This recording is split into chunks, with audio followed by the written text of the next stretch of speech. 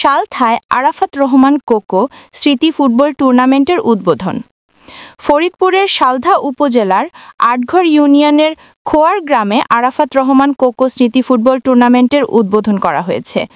রবিবার ১২ অক্টোবর বিকেলে খোয়ার গ্রামের সর্বস্তরের জনগণের আয়োজনে খোয়ার মাদ্রাসার মাঠে এ ফুটবল টুর্নামেন্টের শুভ উদ্বোধন করা হয়।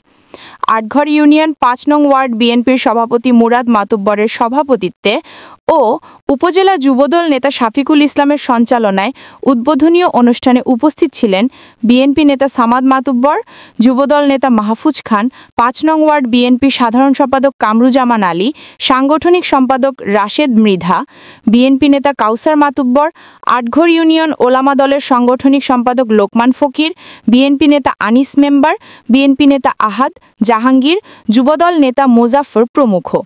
এছাড়াও স্থানীয় গণমান্য ব্যক্তিবর্গ উপস্থিত ছিলেন। উদ্বোধনী খেলায় হৃদয় ফুটবল একাডেমি একাদশ বনাম রাউফ স্পোর্টিং ক্লাব একাদশের মধ্যে খেলা অনুষ্ঠিত হয়। বিএনপি নেতা কাউসার মাতুব্বরের সার্বিক সহযোগিতায় এই টুর্নামেন্ট অনুষ্ঠিত হচ্ছে।